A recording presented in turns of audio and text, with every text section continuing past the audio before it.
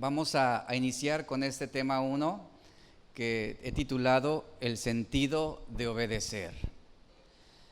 En Lucas 6, 46 al 49 encontramos un pasaje muy peculiar donde Jesús hace una confrontación o da una confrontación sobre lo que realmente es el llamar a Dios como nuestro Señor y Padre.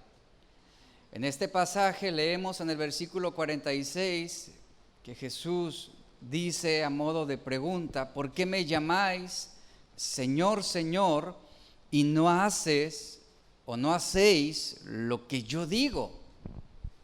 La versión lenguaje actual traduce el verso 46 así: ustedes dicen que yo soy su Señor y su dueño, pero, ahí está un pero no hacen lo que yo les ordeno. Eso claramente habla sobre la condición que hay en el corazón. Y miren, la obediencia, más que una actitud de hacer lo que tengo que hacer o lo hago solo porque me obligan a hacerlo, la obediencia implica docilidad. Cuando hay docilidad en nuestra obediencia, eso demuestra en nuestro corazón una actitud reverente, quebrantada y sumisa a Dios como nuestro Padre Celestial. Lo contrario a la obediencia, ¿qué es? Pues es la rebelión. Quien no es obediente es rebelde, porque está resistiendo a una autoridad, está resistiendo una orden, una voluntad, un mandamiento. Y Jesús claramente está diciendo, y ve el cuestionamiento aquí: ustedes me dicen Señor, ustedes me llaman su Salvador, sin embargo, hay algo que contradice lo que ustedes hablan, que no hacen lo que yo digo, que no me están obedeciendo. Y después Jesús, acertadamente, de una manera magistral, hace referencia a una historia. Y Él les dice: todo aquel que viene a mí y oye mis palabras y las hace, ¿eso qué habla? Obediencia. Habla de una actitud dócil, de acatar las indicaciones. Todo aquel que viene a mí, oye mis palabras, y yo quiero que vea el énfasis, y las hace, les voy a indicar a quién es semejante. Semejante es al hombre que al edificar una casa cavó y ahondó y puso el fundamento sobre la roca. Y cuando vino una inundación, el río dio con ímpetu contra aquella casa, pero no la pudo mover, porque estaba fundada sobre la roca. Mas el que oyó, ¿y qué? Y no hizo, negligente, resistió, dice, es semejante al hombre que edificó su casa sobre tierra, sobre arena, sin fundamento, contra la cual el río dio con ímpetu y luego cayó, y fue grande la ruina de aquella casa. Llamar a Jesús Señor, Señor es una afrenta si no estamos dispuestos a obedecerle. Es lo que está indicando aquí. El llamar a Jesús Señor, Señor y no hacer su voluntad, eso equivale a burlarnos de Él. Eso nos pondría en la misma posición de aquellos hombres que se burlaban de Jesús diciendo: salve, Rey de los judíos, mientras se mofaban de Él, mientras ponían una corona de espinas sobre su cabeza, o mientras estaba colgado en esa cruz. A eso mismo equivale esta actitud. Sí, le llamo Señor, Señor, pero no tengo la docilidad, no tengo la humildad de hacer lo que Él me dice que haga, de obedecerle. Y esto es una realidad en muchos cristianos. ¿Por qué? Porque por un lado, con su boca confiesan que Él es Señor, pero su corazón va en otra dirección. Y ese es un problema general en las vidas de muchos cristianos. Muchos viven engañados al pensar que por oír las palabras de Cristo vamos a ir o van a ir al cielo.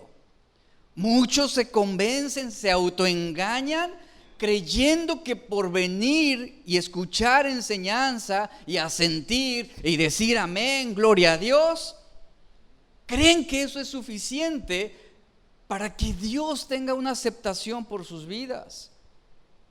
Pero ¿de qué sirve ser buenos oidores si no somos hacedores? Esto lo dice Santiago claramente.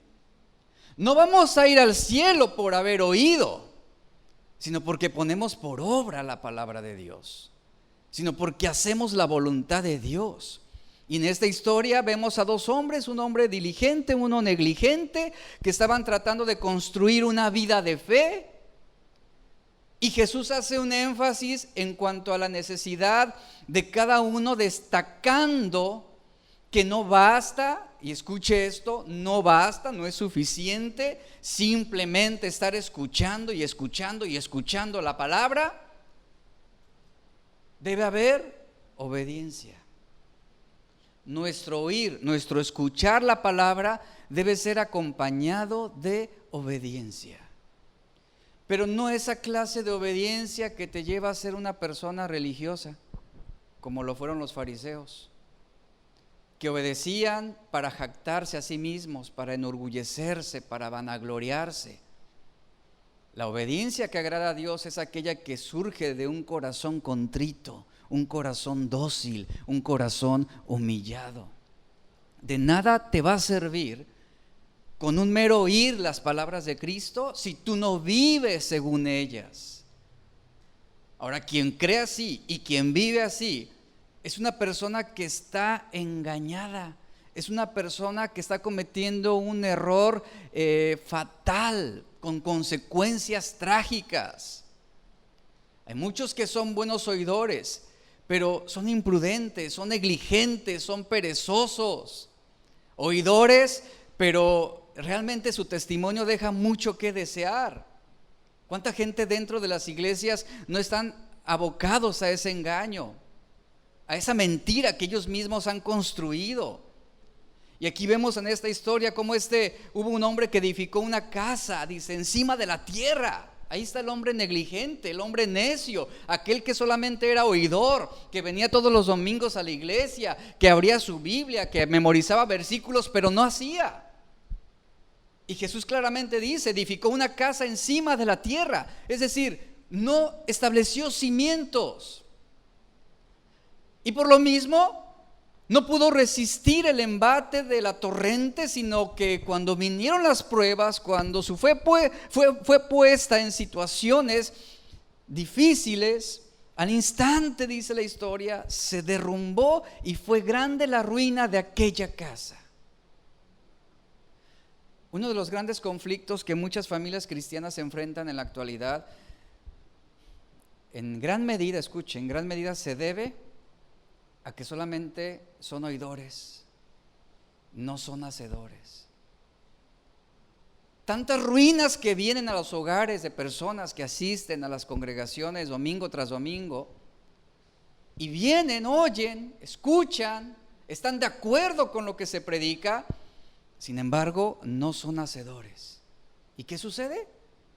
Repentinamente les viene la ruina. De manera repentina, su casa se derrumba. Su estructura sobre la cual ellos creyeron haber trabajado bien durante años, viene una prueba difícil y viene la destrucción para su propio hogar. Crecen los hijos y dices, ¿por qué mis hijos se rebelaron contra Dios? Porque ellos vieron en ti como padre que solamente eras oidor. Y toda la vida te vieron en la iglesia, asistiendo, escuchando, hasta tomando ahí predicaciones de un lado y de otro. Solamente vieron en ti a un oidor, nunca vieron a un hacedor, a un padre, a una madre que pudiera constituirse como un buen ejemplo para seguir. Y viene la ruina a esa familia. Eso es lo que muchos cristianos lamentan con el tiempo. Ahora, la casa de este hombre negligente, debido al tiempo que él se ahorró en no construir los cimientos, seguramente fue una casa más espaciosa, quizás fue más lujosa porque él optó por invertir en los detalles, en los lujos. Es muy probable que haya sido una casa más hermosa que la de aquel hombre diligente. ¿Por qué? Porque el negligente no quiso gastar tanto tiempo ni tanto dinero en excavar y ahondar como lo hizo el primero. Porque llegar hasta la roca, construir hasta la roca, en los tiempos de Palestina, en los tiempos bíblicos, el constructor debía cavar 1 metro, 2 metros, 3 metros, hasta tocar y llegar a la roca. Y eso demandaba mucho esfuerzo, demandaba tiempo, recursos. Pero el negligente no quiso hacerlo. Él dijo: no, yo voy a construir sobre la tierra, no pasa nada. Estableceré una buena cimentación superficial y va a resistir. Eso fue lo que hizo el hombre negligente. Se engañó a sí mismo. Pero vino la destrucción, vino la enfermedad, vino la muerte, vinieron las circunstancias difíciles. ¿Y qué sucedió? Esa hermosa casa, sí, muy ostentosa, en apariencia era envidiable, deseable, pero vino la ruina, vinieron los ríos, vinieron los vientos, vinieron las tormentas y no resistió. Y Jesús dice que habrá almas perdidas. Escuche esto: habrá almas perdidas, habrá almas que terminarán en ruina, que fueron buenos oidores, pero no hacedores. Esa será la ruina más grande que sobrevendrá a muchos buenos oidores dentro de las iglesias. Santiago dice que la fe sin obras está muerta. Eso es una fe muerta. Santiago nos habla de oidores diligentes, pero negligentes en su obediencia. Habrá muchos que llegarán seguros ante la presencia de Cristo, que navegarán en la autosuficiencia, buenos oidores que no tienen problema en hacer una confesión de que Jesús es el Señor. Escucharán sus palabras, debatirán para sí mismos sobre lo que escucharon de la palabra de Dios. Hombres, mujeres que serán redargüidos y sin embargo no obedecieron. Domingo a domingo, por ejemplo, usted viene a esta congregación y escucha un mensaje diferente. Viene los miércoles, viene a reunión de varones, de mujeres, matrimonios, y de alguna manera estamos alimentándonos y estamos siendo confrontados continuamente, semana a semana. ¿Cuánto de todo eso, de todos esos mensajes que usted ha escuchado, realmente usted los ha obedecido? O simplemente se han quedado en un buen mensaje, un buen sermón, tiene razón el pastor. Es algo que me dicen mucho. Lo que usted dijo, tiene razón. Me gustó lo que dijo, pero es que yo no predico para que a usted le guste lo que yo estoy diciendo, ni para que me acepte, sino para que usted obedezca a Dios. Ese es el sentido de la predicación bíblica. Aquí tenemos al hombre negligente que oía, pero no hacía. En cambio, el hombre diligente, ¿qué hacía? Escuchaba con el oído sincronizado con su corazón. Lo que él escuchaba estaba conectado con su mente y su corazón. Por eso había docilidad. La obediencia involucra no solo la razón, implica también el corazón y la mente. Por eso la Biblia dice: amarás al Señor tu Dios con todo tu corazón, toda tu alma, toda tu mente, todas tus fuerzas. Y aquí tenemos a este primer constructor que constantemente, ese hombre diligente, constantemente escuchaba con atención la palabra de Dios, pero no la obedecía, no estuvo dispuesto a pagar el precio. En cambio tenemos al hombre diligente que escuchó y obedeció, no resistió.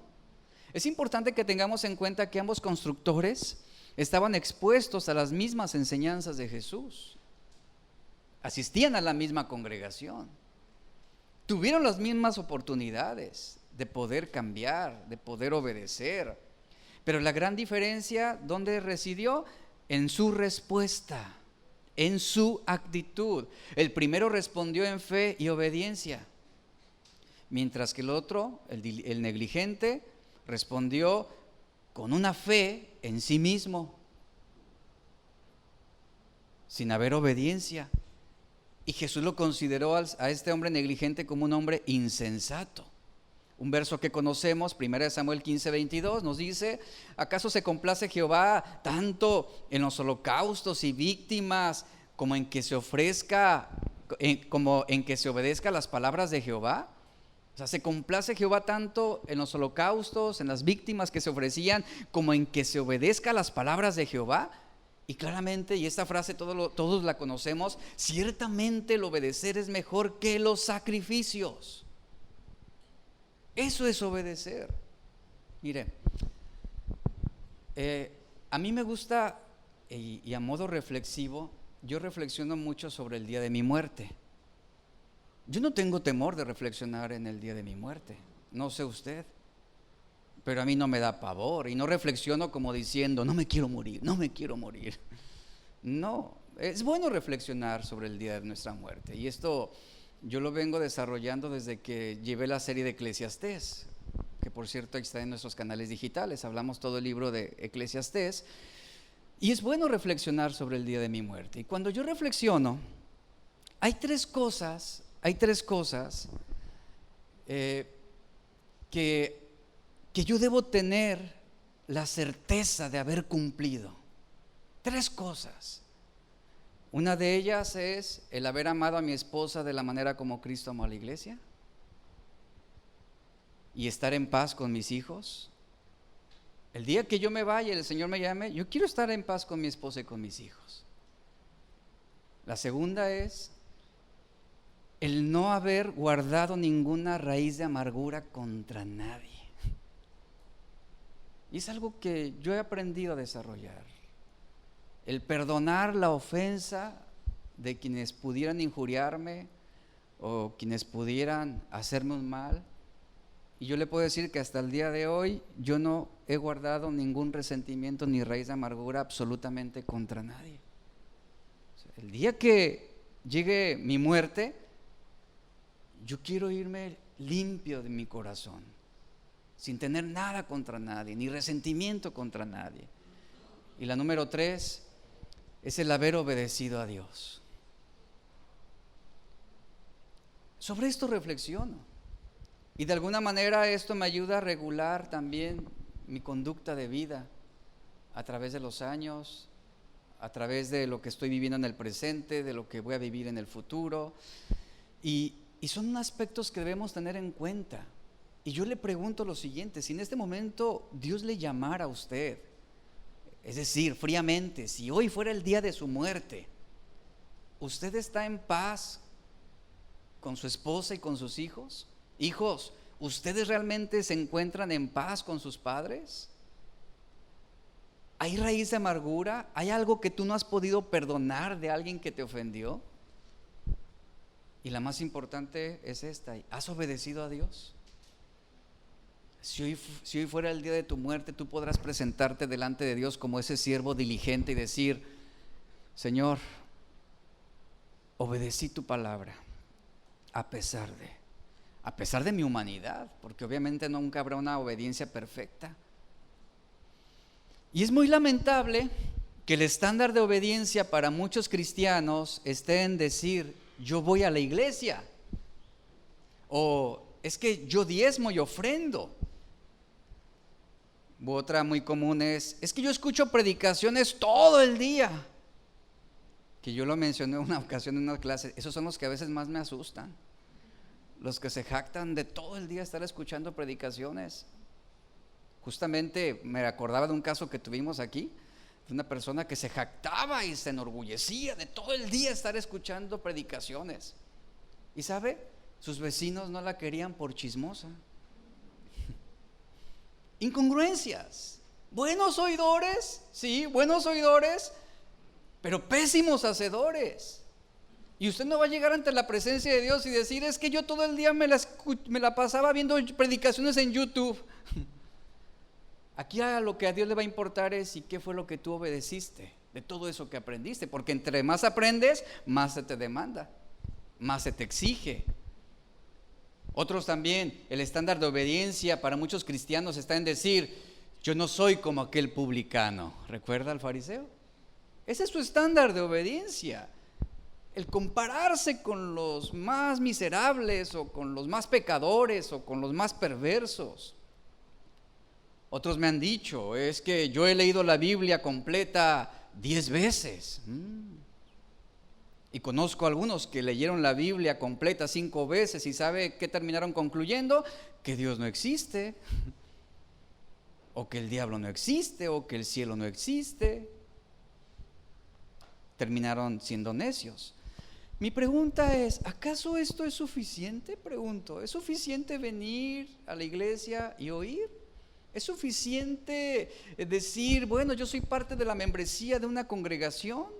¿Es suficiente tener la Biblia más grande en tu casa? ¿Es suficiente decir, yo oro 3 horas al día? ¿Es suficiente? Claramente el obedecer es mejor que los sacrificios. El obedecer es mejor que los sacrificios. Es lo que dice la palabra de Dios. El ritual y la actitud ceremonial nunca, escuche, nunca podrá reemplazar a la obediencia. En 1 Pedro 1, el apóstol Pablo en versículo 13 dice, ceñid los lomos de vuestro entendimiento. En otras palabras, lo que Pedro está diciendo es, estén seguros de que sus prioridades están en un orden correcto. Después nos dice en el versículo 14, como hijos obedientes, no os conforméis a los deseos que antes teníais estando en vuestra ignorancia. Es decir, no vivan en la manera en que vivían antes de ser cristianos. ¿A qué apela Pedro? A que como hijos de Dios tenemos la característica o el distintivo que debemos tener, no es tener la Biblia más grande, sino la obediencia. Ese es el distintivo, la obediencia. Jesús dijo en Lucas 11:28, antes, bienaventurados los que oyen la palabra de Dios y la guardan. Eso es obedecer, y la guardan. Cuando Pablo escribió a los cristianos en Roma, él hizo un elogio muy particular a esos cristianos diciéndoles en Romanos 16:19, porque vuestra obediencia ha venido a ser notoria a todos. Así que me gozo, dice, de vosotros. Esto es el distintivo del cristiano. En 1 de Juan, capítulo 2, verso 3 al 6, el apóstol Juan escribe lo siguiente, y ponga atención, dice, y en esto sabemos que nosotros le conocemos. Pregunto, ¿cuántos conocen a Dios? ¿O cuántos creen conocer a Dios? Algunos, vuelvo al punto, algunos piensan conocer a Dios porque vienen a la iglesia. Otros dicen, yo conozco a Dios porque un día yo repetí una oración. O yo conozco a Dios porque nací en un hogar cristiano y desde chiquito mis padres me enseñaron y yo vine a la iglesia y serví.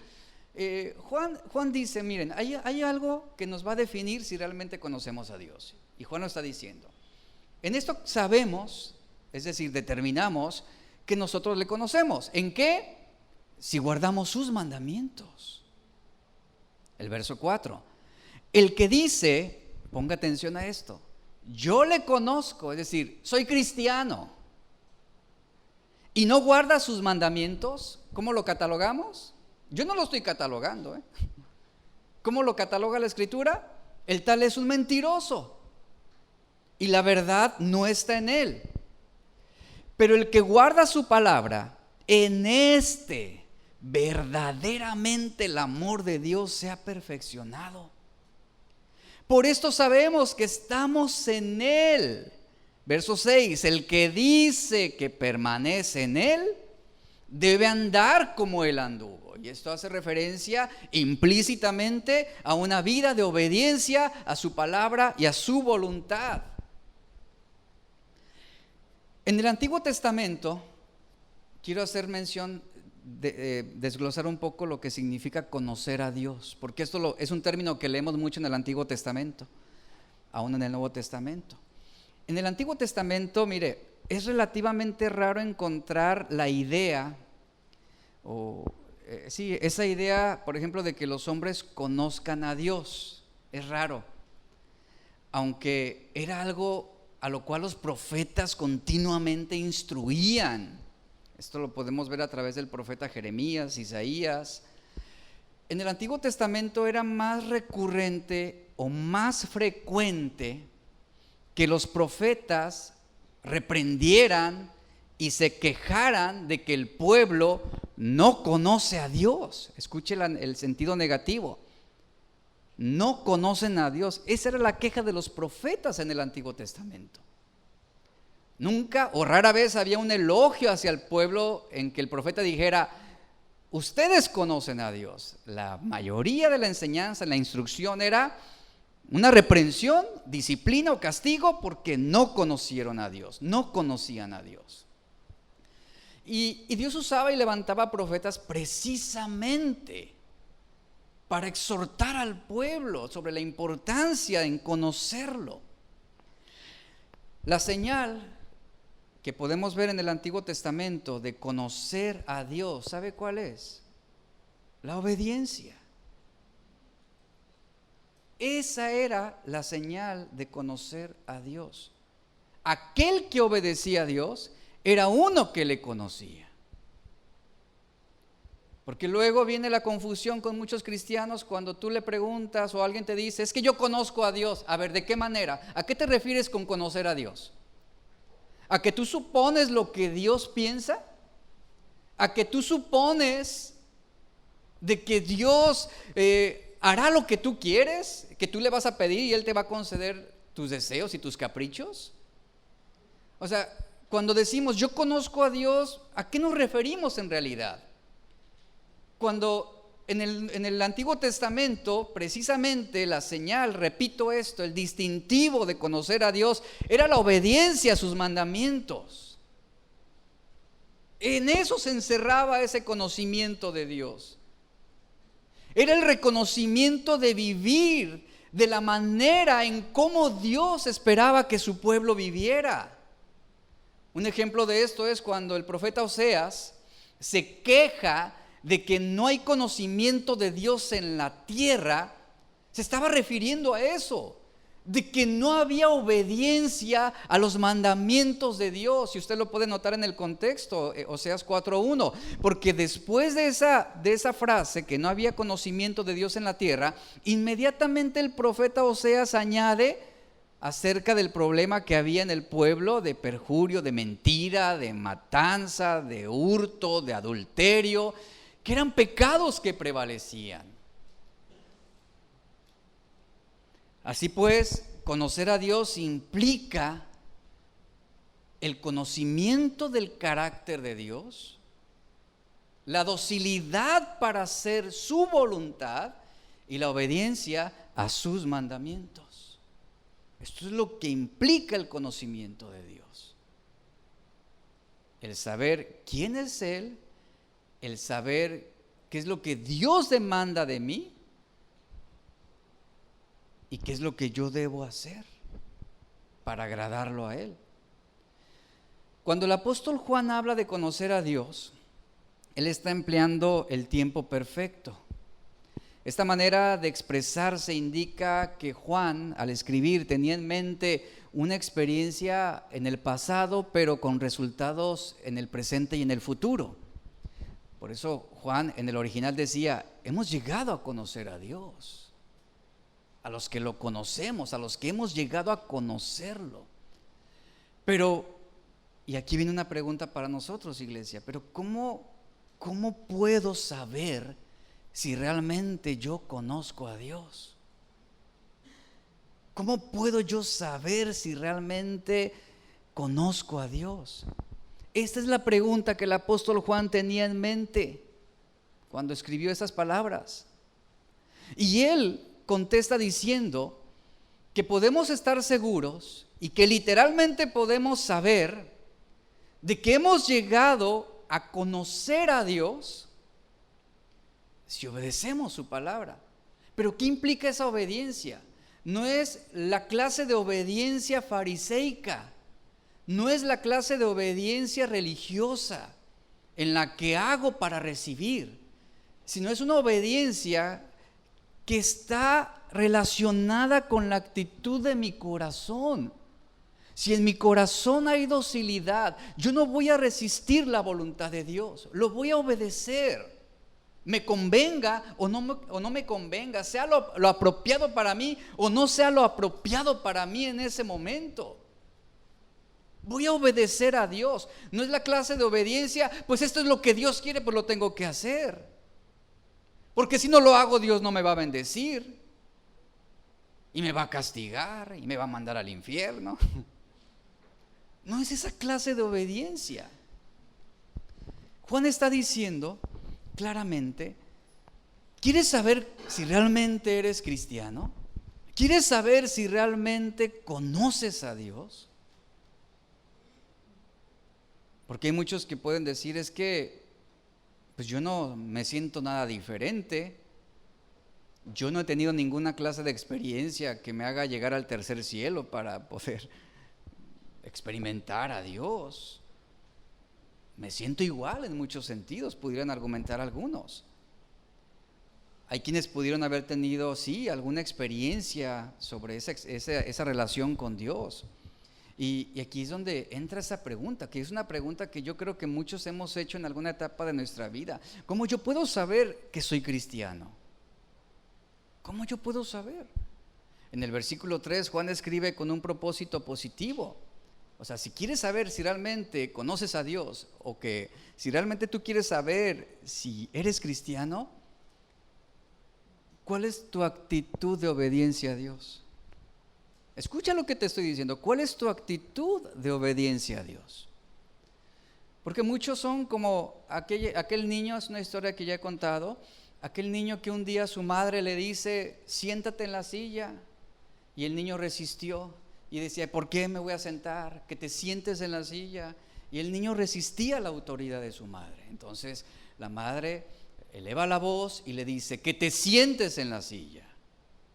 Y finalmente el niño se sienta y él dice: pues estaré sentado en la silla, pero en mi corazón estoy de pie. Así es como muchos quieren obedecer a Dios. Entonces la obediencia está determinada por mi actitud, y es lo que Juan está diciendo cuando él dice: si realmente tú quieres saber que conoces a Dios, ¿cómo es tu actitud de obediencia? ¿Qué tan dócil eres? Se te da una orden y resistes, se te da una indicación y la cuestionas. Falta de docilidad. Y eso se refleja, y es bien lamentable encontrar estos rasgos en el carácter de muchos cristianos, que resisten a la autoridad, que resisten las indicaciones, que resisten a las órdenes, los mandamientos de Dios. Pero llaman a Jesús Señor, Señor. Heme aquí, envíame a las naciones. ¿Tú crees que alguien que resiste a la autoridad y resiste el mandamiento de Dios será dócil para servir a Dios en las naciones? Claro que no, por supuesto que no. Y cuando Juan escribe en el versículo 3, este versículo 3 en especial, y en eso sabemos que nosotros le conocemos, dice: si guardamos sus mandamientos.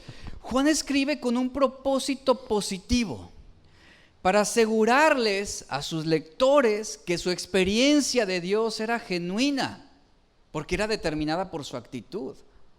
Ahora, podemos saber por esto, y la prueba es esta: si guardamos sus mandamientos, entonces, dice Juan, le conocemos.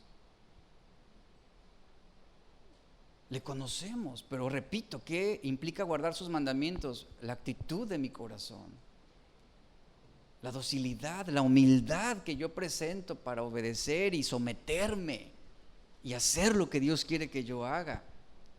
Esto es una prueba que formula de alguna forma si nosotros realmente estamos en la verdad o estamos siendo engañados. Es una condición que de alguna forma Juan está estableciendo. Juan no está sugiriendo que se cumplan ciertas condiciones, ponga atención a esto. Juan no está sugiriendo que se cumplan ciertas condiciones antes de que una persona pueda llegar a conocer a Dios. Porque tú puedes ir con alguien que tiene poco tiempo en la iglesia y tú le preguntas: ¿tú conoces a Dios? Sí, porque ya dejé de emborracharme. Sí, porque ya no fumo tanto. Eso no es conocer a Dios. A veces atribuimos nuestro conocimiento a Dios en cuanto a lo que hemos dejado de hacer y nos catalogamos mejores. Es que ya no hago esto, es que ya no hago lo otro, es que ya soy buena persona. Ese era el perfil de este constructor negligente. Una fe basada en sí mismo. Y Juan está diciendo, aquí está la cualidad, la característica de uno que conoce a Dios, que obedece sus mandamientos. No es la condición, sino más bien la característica en el cristiano del conocimiento de Dios. Y no hay conocimiento de Dios que a la vez no sea guardar sus mandamientos, obedecer a Dios. Aquí entonces está la prueba por la cual podemos estar seguros de que conocemos a Dios. Ahora, puede ser difícil saber si una experiencia espiritual de uno es un conocimiento genuino del Dios invisible. Pero ¿cómo podemos saber si realmente hay una vida transformada en una persona? Simplemente observamos su conducta y sus actitudes. Tú lo puedes ver claramente. Hay gente que puede venir a la iglesia y que puede ser rebelde y que puede manifestar falta de docilidad. Ha habido casos donde hemos tenido que ejercer disciplina y ¿qué crees que sucede? Resisten y se molestan y se enojan y huyen. No quieren sobrellevar una disciplina. Quieren buscar otro lugar donde los vuelvan a aceptar y reiniciar sin haber pasado por este proceso. ¿Qué está sucediendo ahí? Están resistiéndose a la autoridad. Y Juan es muy claro en este punto. Juan es muy claro, esta es la señal de que realmente conocemos a Dios. Mientras que pecar es una señal de ignorancia de Dios. Y es muy interesante esto que Juan está enseñándonos porque realmente sería poco razonable decir que la obediencia perfecta es una señal de verdadero conocimiento espiritual. Como sucedió con aquel joven rico, que él se jactó delante de Jesús de haber guardado toda la ley. Pero cuando Jesús le pidió una sola cosa, niégate a ti mismo, vende todo lo que tienes y ofrécelo a los pobres. No, Jesús no esperaba que él se deshiciera de sus riquezas, que él quedara en la ruina. Estaba probando su corazón. ¿Y qué sucedió? Se da cuenta cómo realmente él manifestaba una obediencia externa, pero en su corazón no había docilidad, porque ese joven resistió y dijo, no puedo hacerlo. Y quedó expuesto delante de Jesús. Y así es la vida de muchas personas dentro de las iglesias. Y Juan no está diciendo, bueno, si tú obedeces los 10 mandamientos de una manera perfecta, entonces conoces a Dios. No. ¿Cuál es tu actitud de obediencia? Porque si esto fuera así, si Dios estableciera o Juan estuviera estableciendo condiciones, entonces pues ¿quién podría realmente estar sin pecado? Jesús dijo, Juan 14:15, si me amáis, y ahí está bien claro, si me amas, me obedecerás, guardarás mis mandamientos. El tema de la obediencia, que es algo que vamos a estar viendo en esta serie, porque vamos a tocar también temas sobre el corazón de la rebelión, porque de ahí surge la desobediencia. El tema de la obediencia resuena a lo largo de toda la Biblia. Y es una de las actitudes que deben caracterizar a los cristianos. El problema que muchos presentan ante la obediencia reside en su rebelión de seguir indicaciones. No nos gustan que nos digan las cosas. No nos gusta que nos den órdenes. No nos gusta que nos estén diciendo qué debemos hacer o cómo debemos hacerlo. Resistimos. Y así como ese hombre negligente, ese constructor, a veces ante las órdenes o las indicaciones, hacemos lo que se nos da la regalada gana. Lo hacemos a nuestra manera. Que son actitudes con las cuales lidiamos con nuestros hijos. Tú le das una indicación, una orden, y él termina haciéndolo cuando él quiere y como quiere. ¿Sí o no? Y eso no es obedecer. Ellos piensan que es obedecer porque lo hicieron a su manera y cuando ellos quisieron. No, eso no es desobedecer. Eso es desobedecer, corrijo. Y lo mismo sucede en cuanto a nuestra relación con Dios. Porque de alguna manera, a través de la obediencia se revela también lo que hay en nuestro corazón. Se revela lo que realmente estamos sintiendo, se revela lo que hay dentro de. Y desde que tú y yo adquirimos el conocimiento del bien y del mal, nuestra vida, escucha, desde entonces está siendo probada en cuanto a la disposición de obediencia. La obediencia bíblica, por lo tanto, va más allá de simplemente recibir y cumplir órdenes. Se trata más bien, repito, de la actitud del corazón, lo que hay en mi corazón. Si hay humildad, no habrá objeción a obedecer una orden o corregir una mala conducta o una mala actitud. Cuando hay una obediencia con una actitud de corazón aceptable, correcta, habrá una aceptación voluntaria, gozosa y responsable de la voluntad de Dios y de la autoridad que por derecho legítimo Dios tiene sobre nosotros. Es por eso que obedecer con esta actitud denota madurez espiritual. Por ejemplo, la vida de Daniel, todos sabemos quién fue Daniel, un joven comprometido con Dios, un joven que fue considerado 10 veces mejor en su época que esa generación con la cual él creció. Y fue por medio de su obediencia que él demostró su fidelidad y amor a Dios.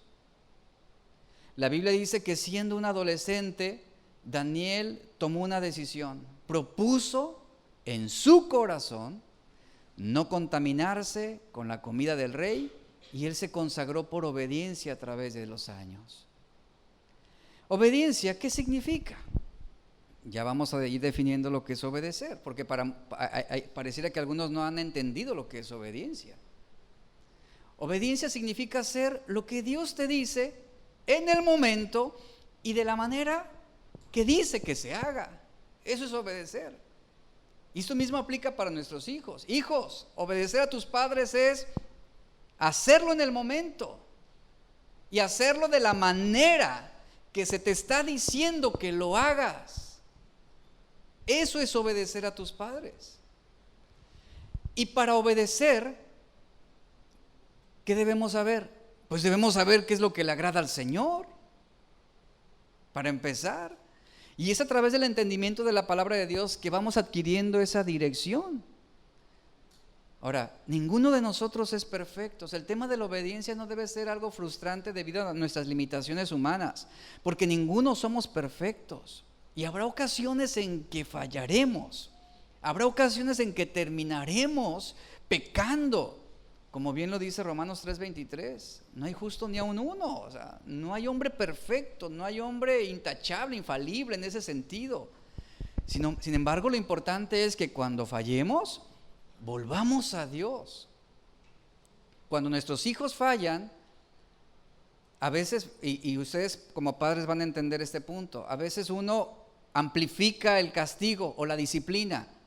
Fíjense, no debido a su error, sino a su orgullo para resistir el que él se equivocó, o a su orgullo que le impide reconocer que él desobedeció.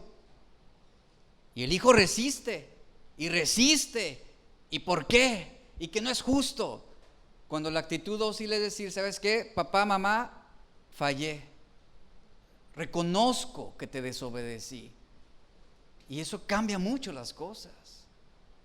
Uno es considerable cuando ve un corazón contrito, cuando ve un corazón humilde en reconocer un error. Y esto mismo sucede con nosotros y Dios. Cuando tú y yo pequemos y fallemos, esa es la actitud. Acercarnos a Él y reconocer nuestra falta, reconocer y confesar nuestro pecado, ya que Él es amplio para perdonarnos y limpiarnos de toda maldad. David, en sus momentos más difíciles, él oraba y decía y pedía dirección a Dios. Salmo 51:10, en uno de los momentos más terribles en la vida de David, él dice: Señor, crea en mí un corazón limpio, renueva un espíritu recto dentro de mí. ¿Y David para qué oraba por un corazón limpio y un espíritu recto? Para ser dócil en obediencia a Dios. El objetivo de la obediencia, en última instancia, es permanecer cerca de Dios y es agradar a Dios, sin importar cuántos errores cometamos.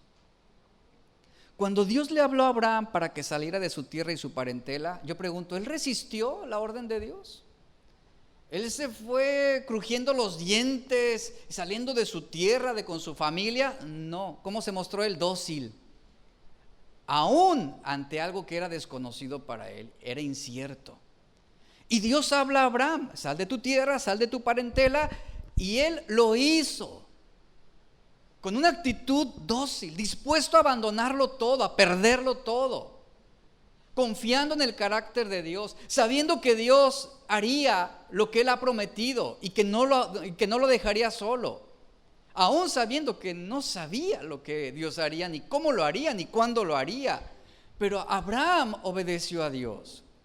Y este hombre, que es considerado el hombre de la fe, el padre de la fe, ¿qué hizo? Simplemente tomó acción a lo que Dios ya le había ordenado. Y ahí está Dios diciéndole: vete de tu tierra, vete de tu parentela, sal de la casa de tu padre a la tierra que yo voy a mostrarte. Y Abraham hizo de acuerdo a lo que Dios le había ordenado. Cuando Dios le ordena a Noé a que construya una arca, porque vendría un gran diluvio, algo inusual, algo nunca antes visto en aquella época, ¿qué hizo Noé? No resistió la voluntad de Dios. Lluvia, diluvio, si nunca llueve. No se conocía la lluvia en aquella época. Sin embargo, Noé se mostró dócil. Obedeció ante algo que su mente no comprendía, a pesar de que muchos se burlaron de él. ¿Y qué hizo Noé? Solo comenzó a hacer lo que Dios le había ordenado, y todos vieron que era cierto lo que Dios decía. Y a través de la obediencia de Noé, todos ellos fueron juzgados y condenados, dice la Escritura. Por su obediencia fueron condenados. Y sabemos el final de esa historia. Mucha gente murió. ¿Por qué murieron? Por no obedecer a Dios, por no ser dóciles, por no tener una actitud de humildad. Desobedecieron cuando fueron llamados a la salvación. Y Dios le dice, cuando Dios llama a Noé, Dios le dice a Noé: he decidido el fin de todo ser, porque la tierra está llena de violencia a causa de ellos. He aquí que yo los destruiré con la tierra. Y dice: construye un arca de madera, harás aposentos en el arca, y le da las indicaciones. Y dice la Biblia que Noé hizo conforme a todo lo que Dios le había indicado. Obediencia y docilidad. Tú y yo, en algún punto de nuestra vida, vamos a ser llamados de la manera como Noé, o como Abraham, o como Daniel. Y va a haber un punto determinante en tu vida donde tú serás llamado a accionar un mandamiento de Dios, una orden de Dios para tu vida o para tu familia. Y debemos tener la certeza de que es Dios quien está llamándonos. Y no debemos dudar, no debemos tener la menor duda de que nos estamos moviendo hacia algo mejor. Debemos confiar en Dios. Y es la manera en cómo debemos mostrar nuestra docilidad. Lamentablemente muchos en este proceso resisten y le dan la espalda a Dios y cuestionan a Dios y hacen las cosas a su manera, o como ellos consideran que es lo correcto o que es lo mejor. Cuando hay obediencia y docilidad en nuestro corazón, ante Dios somos considerados y somos calificados como hombres y mujeres espiritualmente maduros. Y ¿sabes? Eso trae bendición de Dios. Debemos hacer lo que Dios quiere que hagamos. Debemos quitar nuestras excusas, nuestras justificaciones y entregarnos a la voluntad de Dios. Ahora, de estas historias que te acabo de mencionar, ustedes conocen cuál fue el final de todas estas historias mencionadas. Abraham, debido a su obediencia y su fe, él obtuvo el título de Padre de la Fe. Y todas las familias de la tierra fueron bendecidas. Esto a través de Jesucristo. Noé, a través de su obediencia, logró salvar a su familia y fue bendecido. Vea cómo el obedecer trae bendición de parte de Dios, y esto es algo que la Biblia habla de una manera muy concisa.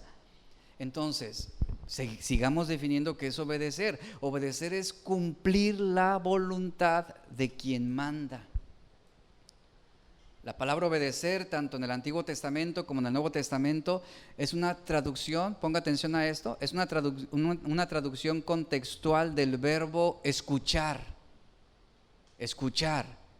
De manera que obediencia en la Biblia significa una respuesta activa a lo que uno escucha, en lugar de un mero oír pasivo. Cuando Dios habló al joven Samuel, ¿recuerda? Él escuchó la voz de Dios y él, ¿qué hacía? Se levantaba, reaccionaba, respondía. Eso es una respuesta activa a lo que estamos escuchando. Eso debe representar también lo que se está enseñando, lo que escuchamos a través de la predicación. Tú escuchas la enseñanza, y si tú eres realmente dócil y obediente a Dios, tú tendrás de lo que tú estás escuchando en este momento, porque la fe viene ¿por qué? El oír, lo que escuchamos. Tú escuchas el mensaje de Dios, escuchas la palabra de Dios. Si tú eres dócil, tú vas a mostrar una respuesta activa. En lugar de simplemente venir y decir, qué bonito estuvo el sermón. Me gustó esto que dijo. Y te vas a tu casa y sigues viviendo de la misma manera. Y repito esto, obedecer entonces, la palabra obedecer, téngalo presente porque es algo que vamos a estar viendo. La palabra obedecer, tanto en el Antiguo Testamento y Nuevo Testamento, vuelvo a decirlo, es una traducción contextual del verbo escuchar.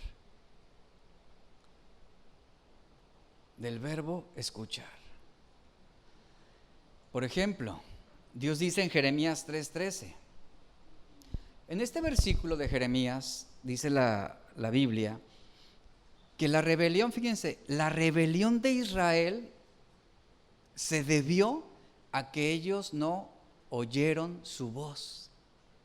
Así lo dice, y así van a encontrar varios textos, de que el pueblo no oyó la voz de Dios. No significa que estuvieran sordos, significa que resistieron obedecer lo que Dios había mandado.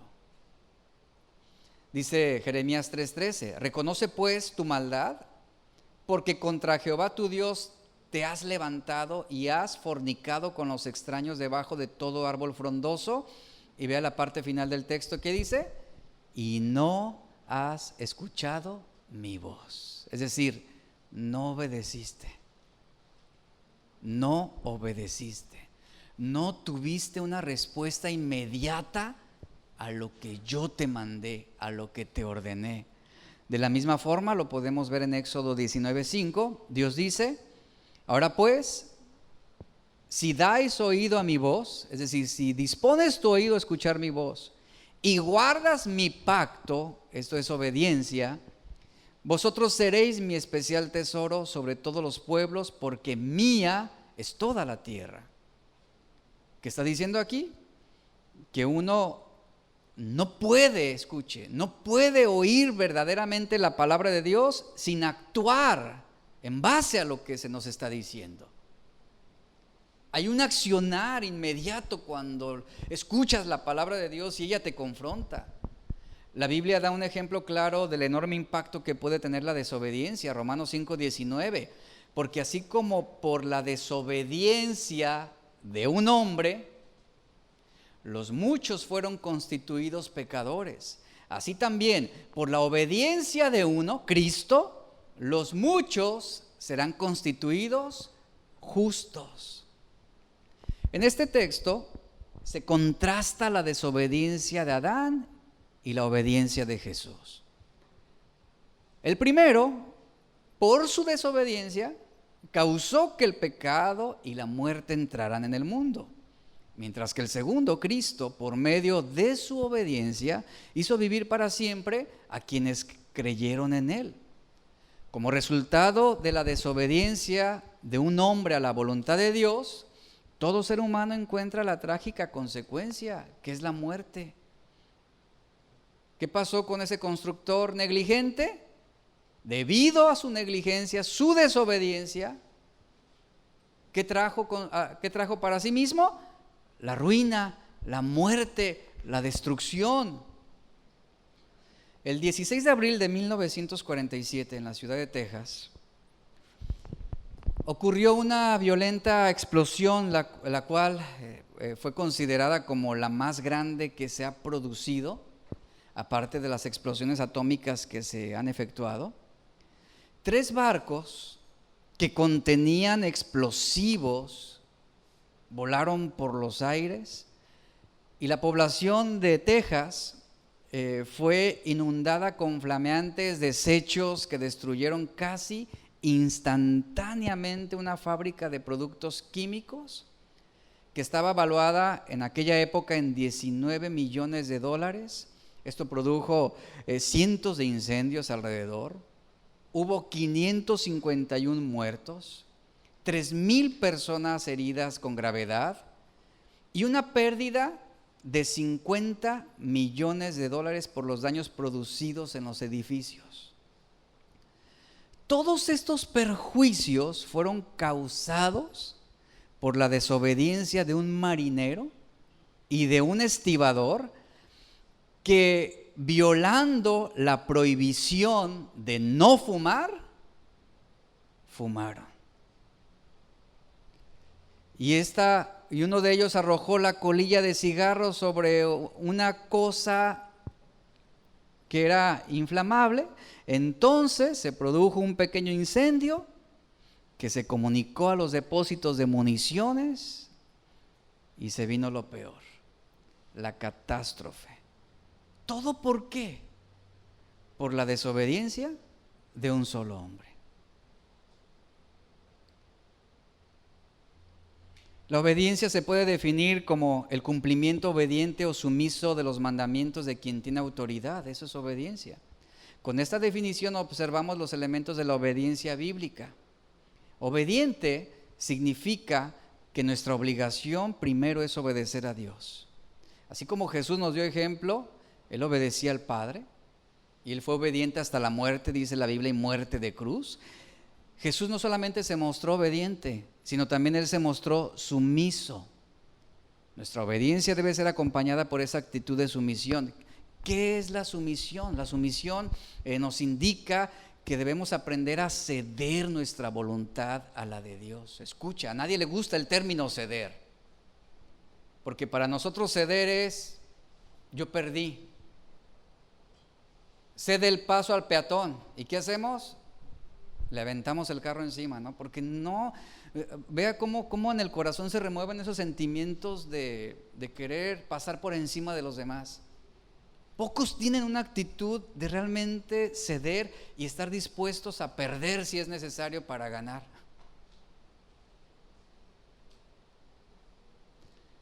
Debemos seguir los mandatos de Dios, dice la Escritura. Mandatos que Él ha establecido, que ha delineado claramente, ha dado instrucciones. ¿Y quién es nuestra autoridad? Es Dios mismo. Y para el cristiano, la obediencia significa cumplir con todo lo que Dios ha ordenado. Muchos llevan su matrimonio no a la manera de Dios, no como Dios lo ha ordenado. Hay roles invertidos, hay un desajuste, hay desorden. Un matrimonio, una familia donde, así como ese constructor negligente,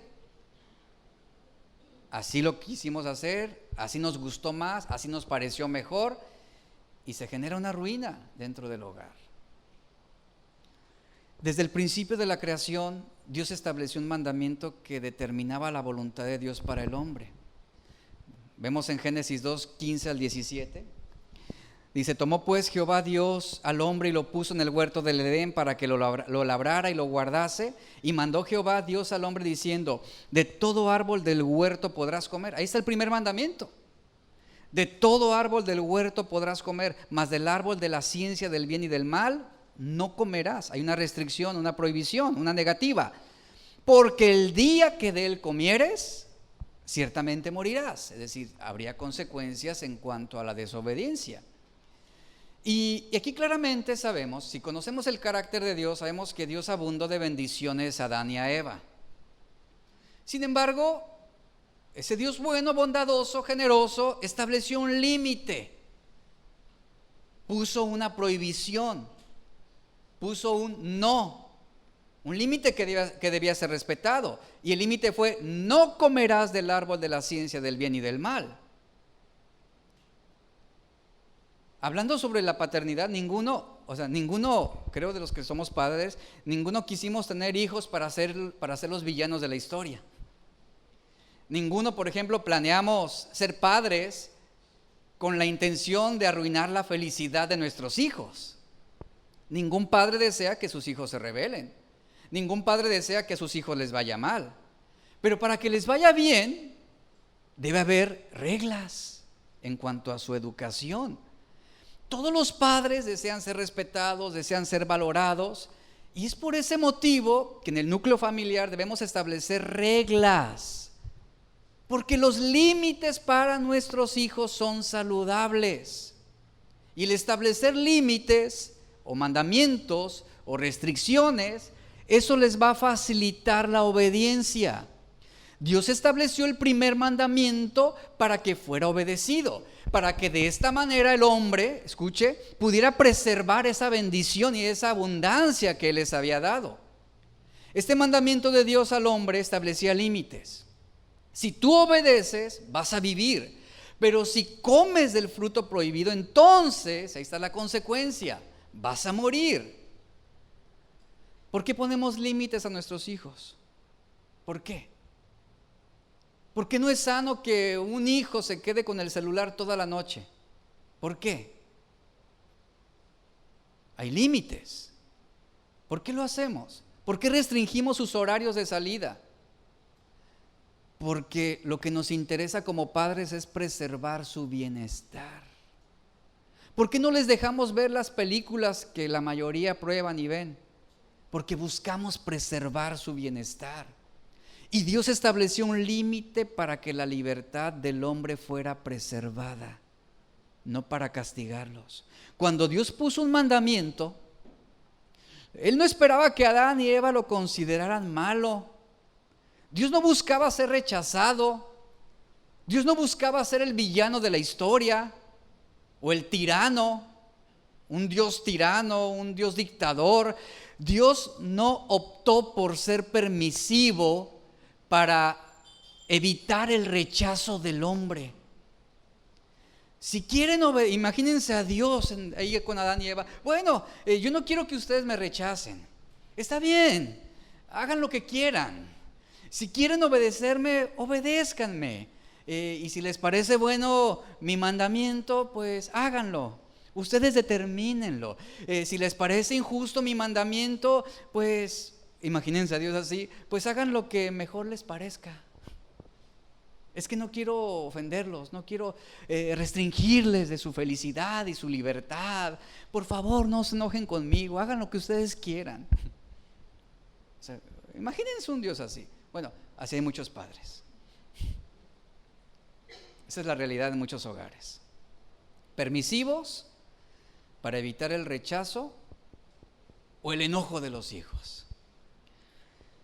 Y si así fuera Dios, si así hubiera sido Dios, tendríamos a un Padre Celestial permisivo que para evitar conflictos y vivir en paz consigo mismo, nos permite desobedecerlo sin recibir disciplina, sin cruzar la línea, sin consecuencias de cruzar la línea, nos permite vivir haciendo lo que querramos sin consecuencia alguna.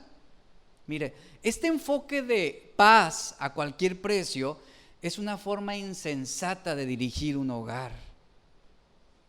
Lo mismo sería una forma insensata de un Dios creador. Dios deseaba lo mejor para Adán y Eva. Por ese motivo, Él estableció un mandamiento.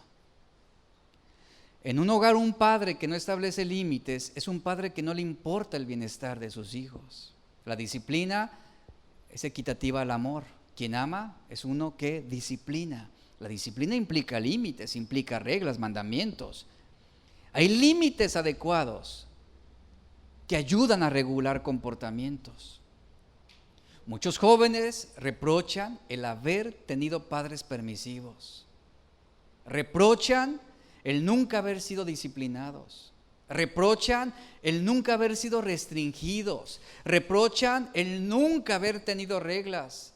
Y los hemos escuchado. Jóvenes que nos lo han dicho. ¿Cómo hubiera deseado que mi padre me hubiera disciplinado?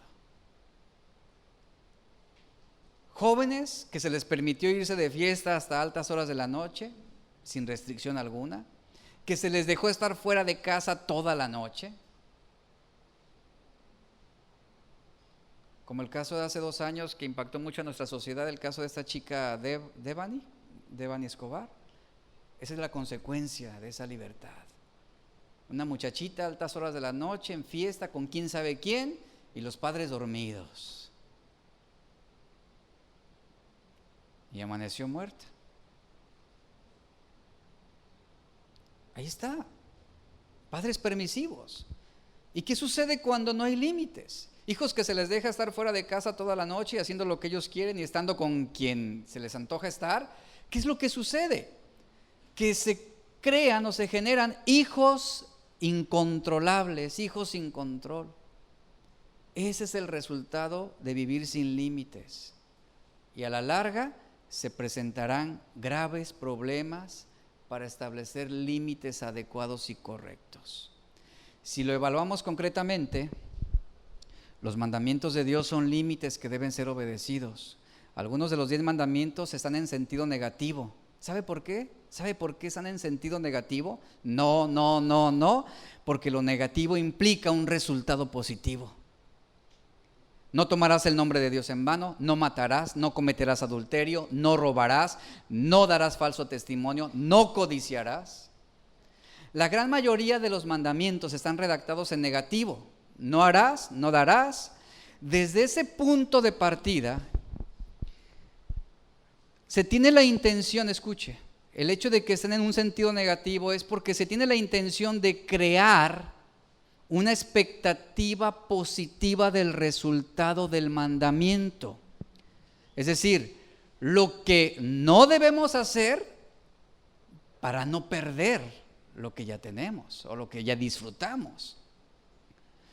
Dios no nos hizo para ser robots, Él no nos hizo para ser computadoras, nos dio voluntad propia, totalmente. Y un ejemplo de eso son los mandamientos de Dios. El mandamiento 6 dice, no matarás. Mire, está en sentido negativo. Hay una prohibición, un límite impuesto, que tiene el propósito de obligarnos a pensar en la demanda positiva del mandamiento 6. ¿Por qué? Porque la voluntad de Dios es que protejamos, cuidamos y protejamos la vida de los demás. No matarás, no causarás un daño. La obediencia a este mandamiento va mucho más allá de evitar el asesinato. Habla sobre el respeto de la vida ajena. Y esta prohibición negativa implica y asume una exigencia positiva. Rápidamente, en nuestra ciudad hay una serie de señalamientos redactados en negativo. Usted va a la marina, aquí a la Marina Vallarta, y va a encontrar no nadar, cocodrilos, o prohibido nadar, o no acercarse demasiado, peligro de cocodrilos. Vamos en carretera y de manera continua también tenemos frente a nosotros señalamientos en negativo: no rebasar en curva, no exceder límite de velocidad, no estacionarse, cuidado, curva peligrosa. ¿Por qué? Porque nos hacen generar una expectativa en lo positivo. La ley de Dios dice, no robarás. Ese es un principio moral general muy bueno y que tiene un valor en la vida y en la sociedad en todos, aplica a todos. Pero en un momento, fíjese, en un momento de debilidad o de tentación, esa tentación puede llegar a ser muy poderosa y que podamos ser seducidos a robar para facilitarnos algo en la vida. Pero para nosotros tener el mandamiento en negativo, no robarás, ese mandamiento negativo está resonando en lo profundo de nuestra mente. ¿Y qué sucede? Que es un mandamiento que en esa exigencia negativa está confrontando precisamente ese punto de debilidad.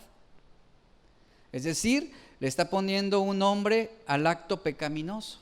No robarás, no quitarás, no tomarás lo que no te pertenece.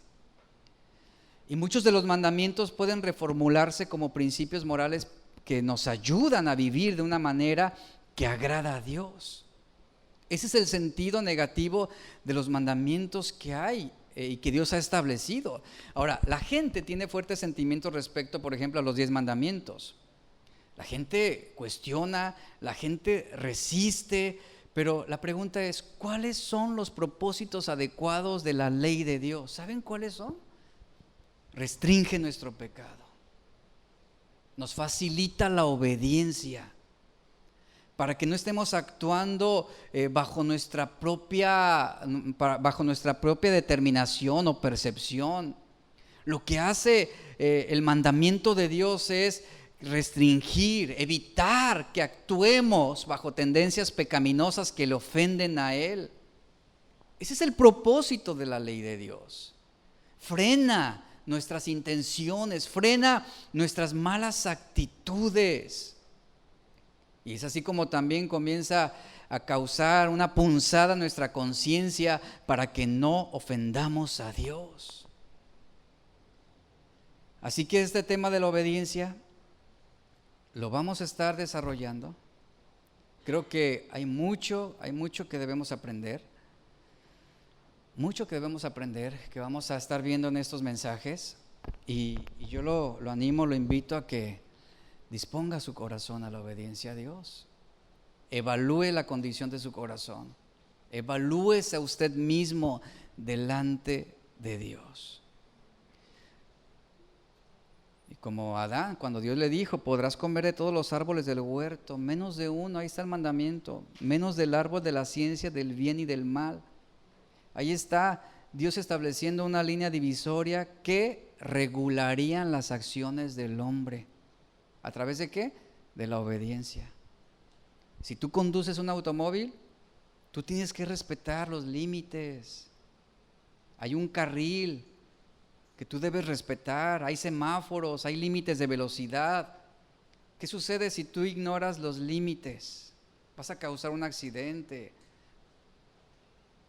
vas a asesinar, vas a matar, vas a dañarte a ti mismo, vas a perjudicar a tu familia. Puede haber resultados fatales de no respetar los límites.